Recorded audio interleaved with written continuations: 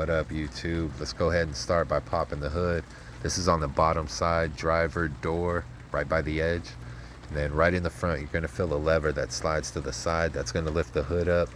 That'll give you access to the housing where the engine air filter's at. And that's this box right here. This job is real straightforward. It's going to be really easy. I had a 7mm on mine. Your hardware is probably going to be similar, but it's just one bolt on that air intake line. That's going to get that out of the way because one of the screws is right beneath it.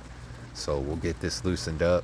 I'm going to slide this back, and then this job is real simple. You have more than enough space if you just leave that air intake line right there. You don't have to disconnect it or anything. Just loosen it up, push it backwards, then you can get to that screw that's beneath it. And then once I get this screw out, I'll go around, get the other three loosened up. Then we can get that lid lifted. You do not need to worry about disconnecting the sensor. There's more than enough slack and wire on that line that you can just lift the lid up, get your old filter out. So you'll see I got everything loosened up. I'm gonna move that out of the way, pull out the old dirty filter, toss that in the trash, get the new filter.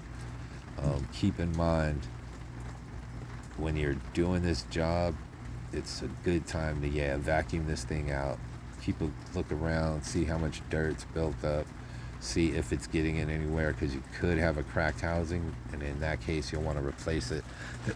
This one was fine. Right here you have the part number. It can be cross-referenced. This was from O'Reilly, but depending on where you get it, you could use that same number and they should be able to cross-reference that.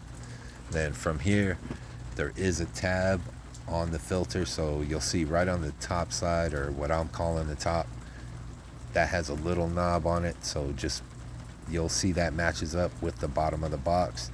That little tab right there is going to fit right inside of another tab. Line that up and then go around the edges and just make sure all your sides go on the inside of the little clips they have on there. You'll see one right there. You'll kind of just push it in the edge, line that up around the side. That's it. Put the top back on, line up those screws. Now if the top doesn't fit right on, you'll want to line it back up. Just lift it up, line it back up. I'm starting each screw by hand because I'm using power tools, and I want to make sure they're not going to cross thread or anything like that. So from this point, it's all downhill.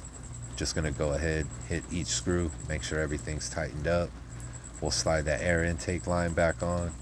But again, while you're in here, just take a good look around, make sure your housing's not cracked, especially on the opposite side of that mass airflow sensor, because if it's not reading the air that's coming in, you could have problems. So keep that in mind when you're doing the job.